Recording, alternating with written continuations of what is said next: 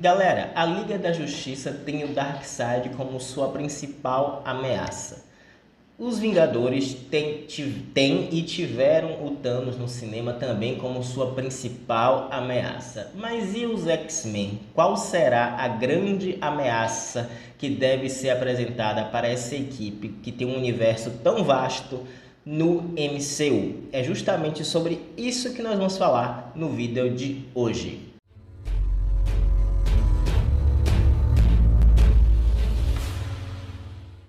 Se você gosta de super-heróis e quadrinhos, você está no canal certo. E para não perder nenhum tipo de conteúdo que a gente posta aqui, a gente só pede que você se inscreva no canal, que você comente, compartilhe, ative o sininho para receber todas as notificações, porque isso é muito importante para você não perder nenhum conteúdo que a gente está produzindo, e aí vai ajudar muito aqui a gente que estamos começando aqui no YouTube para te entregar entretenimento de qualidade. Galera, o fato é o seguinte, a Marvel, quando readquiriu os direitos cinematográficos dos X-Men, eles adquiriram muito mais do que apenas o direito de usar Jean Grey, Tempestade, Magneto, Mística, Wolverine e outros mutantes conhecidos pelo público em geral.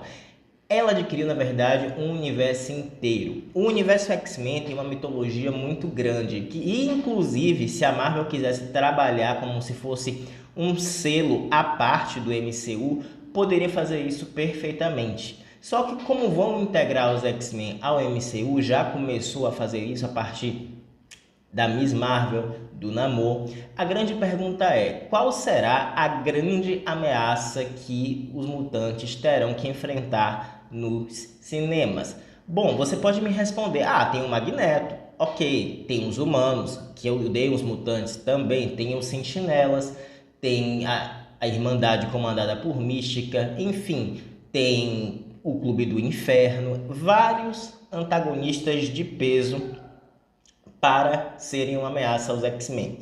Só que esses antagonistas eles funcionariam muito bem em filmes isolados. O que eu estou falando é de um possível plano, e eu como fã gostaria muito de ver isso, de um possível plano de 10 anos de desenvolvimento do universo mutante. E a gente tem várias possibilidades. E para quem não conhece muito do universo dos X-Men, eles não se resumem apenas ao Instituto Xavier. Ao contrário, existe a X-Force, que é uma equipe mais combativa, tem a X-Factor, que é justamente uma equipe mais investigativa, tem a Excalibur, que é uma equipe com membros dos X-Men, mas que tratam de missões específicas.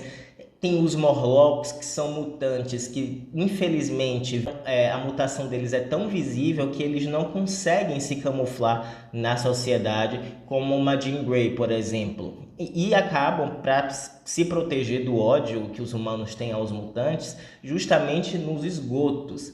Temos também a Ilha Muir, que é onde a Moira começou a aparecer, e isso foi mostrado na série clássica, tá? Que é justamente onde fazem estudos com mutantes. Tem Genosha, que é a primeira nação mutante comandada por Magneto. Enfim, tem uma mitologia muito vasta e essa mitologia precisa ser construída para levar os mutantes a um grande confronto com um antagonista de peso. E sem dúvidas, esse antagonista de peso é o Apocalipse. E agora a gente vai entrar em uma seara bastante delicada, bastante subjetiva.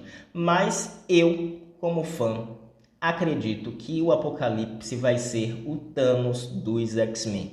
Sim, porque vejamos bem, um mutante ancestral com megalomania, que deseja que apenas os mais fortes sobrevivam, que pode ser uma ameaça global, que recruta 4 cavaleiros geralmente e entopem esses mutantes de poder para ajudarem ele em sua conquista global, sem dúvida tem todos os elementos necessários para se tornar a grande ameaça, pelo menos, desse primeiro ciclo dos X-Men.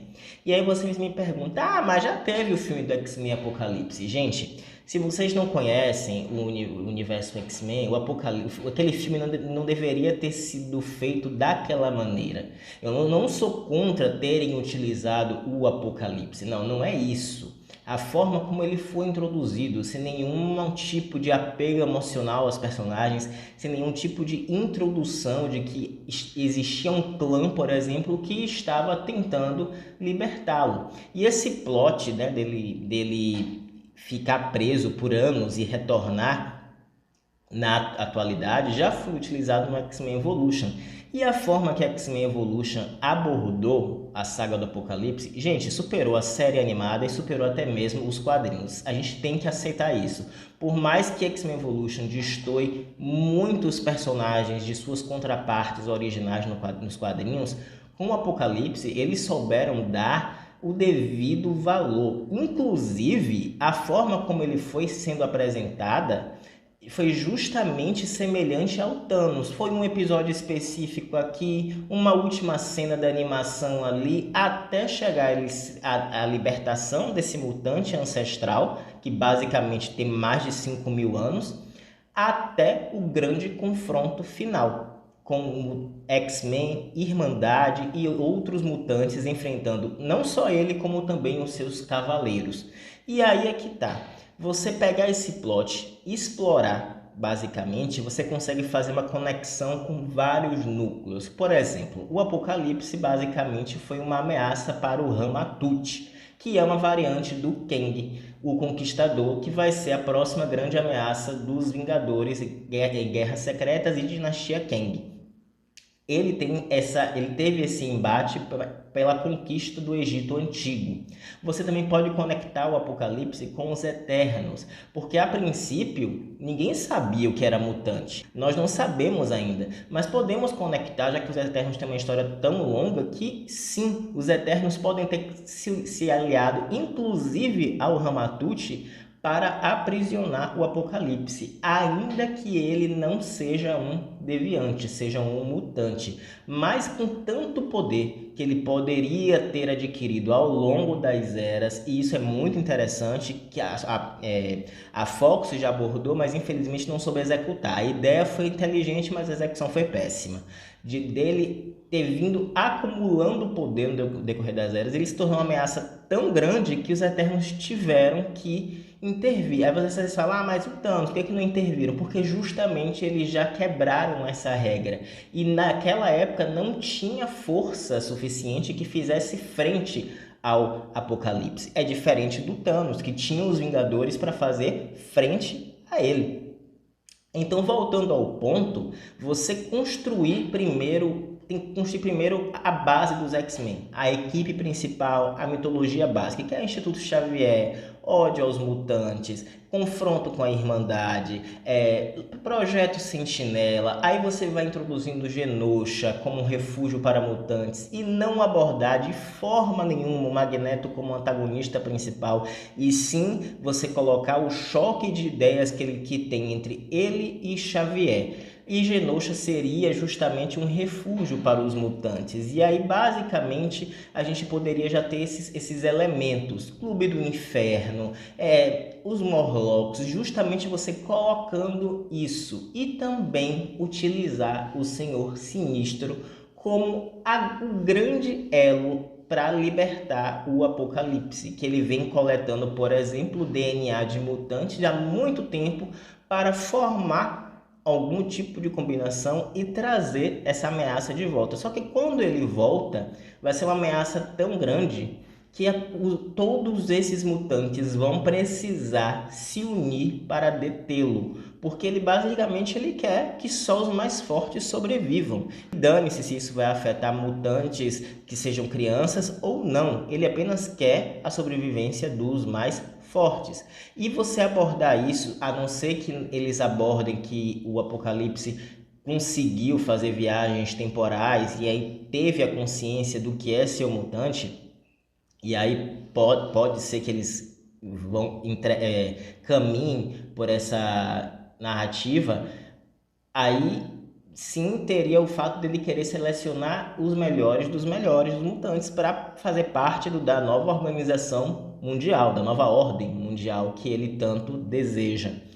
E eu sei que vocês vão falar, mas o Apocalipse agora ele não é mais vilão, ele residiu em Krakoa, ele teve até atos heróicos, mas gente, Krakoa é muito recente mesmo. Para chegar até Krakoa é necessário passar pelas essências de cada personagem, e a essência do Apocalipse, durante décadas, desde que ele surgiu lá na X Factor, é como um vilão. E além de tudo isso, você tem que criar apego aos personagens, porque é uma saga que vai exigir perdas. E aí você, por exemplo, você pega um personagem como o Anjo. O Anjo acaba fazendo sucesso entre o público, ou o Noturno. E aí você pega que esses personagens ou sucumbir em algum combate, ou, por exemplo, você tem o Anjo se tornando o Arcanjo, como o principal cavaleiro do Apocalipse. E de fato ele é o cavaleiro mais famoso do Apocalipse. A gente cresceu vendo aqueles cavaleiros que nos foi apresentado em X-Men Evolution, mas o Anjo,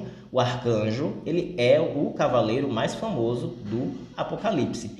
E aí você vê um personagem querido que a princípio fazia parte do time dos protagonistas partindo para o lado dessa ameaça tão global. E, além de tudo isso, como desfecho, nós teríamos vários cenários de batalha. Nós poderíamos ter, por exemplo, batalhas em Genosha, batalhas em Nova York, batalhas no Egito, batalhas em outros países, porque justamente se ele espalhar os seus cavaleiros para ir dominando, vai necessitar o quê? Subdivisões de equipes. Então você vai ver Morlocks trabalhando com X-Men, X-Force trabalhando com X-Men em conjunto, o Deadpool trabalhando junto com os X-Men. Então vai necessitar dessa grande aliança. Aí você pergunta, mas e por que os Vingadores não vão intervir?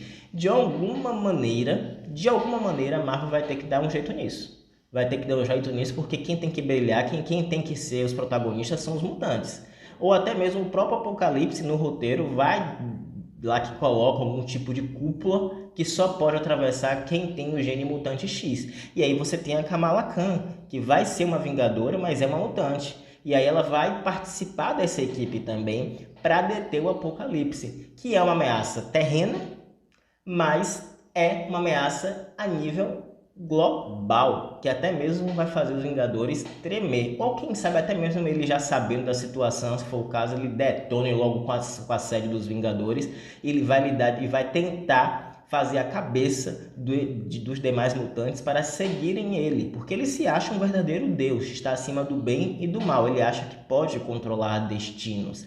E você ter essa possibilidade desse background que ele tem, de conectar ele lá com Eternos e com o Kang na forma de Ramatut, você tem também a possibilidade imensa de contar essa história. E quando você vai para a história do Apocalipse, você entra naquelas pirâmides, na parte do Egito, isso é fantástico, seria muito fantástico de ver. E basicamente, seria incrível de verdade, gente. Seria incrível se o último filme ou os últimos filmes fossem baseados nos últimos episódios de X-Men Evolution, com acréscimo de muitos elementos, é claro. Porque aqueles episódios literalmente foram o ápice da saga do Apocalipse. Ali está toda a fonte que a Marvel pode utilizar, mesmo que X-Men Evolution tenha o selo da Warner, mas pode se basear em muita coisa ali, entendeu? Aquela questão das cúpulas, ele querendo que só os mais fortes sobrevivam, de alguma razão ele vai se fazer isso, seja emitindo um tipo de radiação, enfim, algo ele vai ter que ter nas mãos, algum plano, para que seja tão ameaçador a ponto de dar união de vários mutantes para defendê-lo. E aí, é claro, você tem um fechamento de um grande ciclo com uma grande ameaça. Então, eu acredito que o Apocalipse vai ser o Thanos dos X-Men, sim. Eu não sei vocês. Aí vocês vão falar, será que vão adaptar a saga da Fênix? Vão, mas não agora, né? Já tentaram 2 vezes e não tivemos resultados satisfatórios. Então deixa a Fênix esfriar, vamos abordar em outros vilões. Temos Senhor Sinistro, temos Cassandra Nova, que pode justamente, a Cassandra Nova pode fazer esse ataque a Genosha, que foi embora o Apocalipse seja uma ameaça global, mas a Cassandra Nova é responsável pelo maior ataque aos mutantes, né? Ela basicamente mandou vários sentinelas destruírem Genosha. E aí você vê vários personagens em tela tendo a oportunidade de interagirem entre si e atuarem justamente contra alguém de sua própria espécie, mutante, para salvar o mundo. Não que isso vá melhorar muito a visão que a humanidade vai ter dos mutantes. Ao contrário, vai piorar a situação, porque o mutante surgiu e quer destruir tudo. Isso só vai servir de palco para aqueles que odeiam os mutantes. Mas eu acredito que o Apocalipse tem todos os elementos necessários para se tornar a grande ameaça dos X-Men no MCU em um plano de uma grande saga, não em um filme, porque um vilão como ele, que só a história dele já daria um filme. Só para começar daí, só a história dele já daria um filme, um baita filme até. Então, assim, um vilão como ele não pode ser jogado de paraquedas, coisa que a Marvel não tem muito costume de fazer. A gente já viu com Thanos, estamos vendo com Kang, que está sendo... Nós estamos tendo pequenas doses para a gente esperar o prato principal lá em Guerras Secretas e Dinastia Kang. Então, a mesma coisa vai ser com Apocalipse. Então vai ser assim, eu acredito que ele seja apresentado em uma cena pós-crédito ali, em uma série ali, uma referência, por exemplo, ao clã que cultuava ele como Deus nos quadrinhos. Enfim, vai ter essas referências pra gente ver, olha, ele tá chegando. Quase ninguém saberia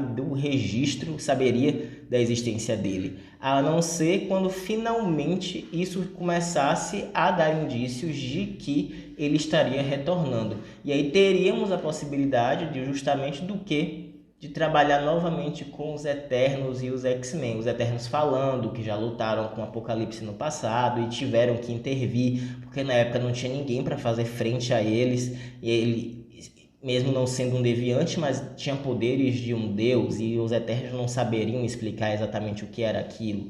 Então, explicar que ele estaria retornando, e aí sim os X-Men tentariam impedir o retorno dele, falhariam no primeiro filme, e no segundo já seria o grande confronto final. Então, eu acredito que assim deva ser desenvolvida a saga do Apocalipse no MCU. Mas e vocês? Me contem aí. Concordam comigo? Discordam? Qual seria outro jeito? Qual seria outra grande ameaça aos X-Men no MCU? Seria algo repetitivo ao estilo do que foi o Thanos? Enfim, eu quero saber a opinião de vocês. Deixa aí embaixo nos comentários e não esquece de se inscrever e ativar o sininho. Espero que vocês fiquem bem e até a próxima.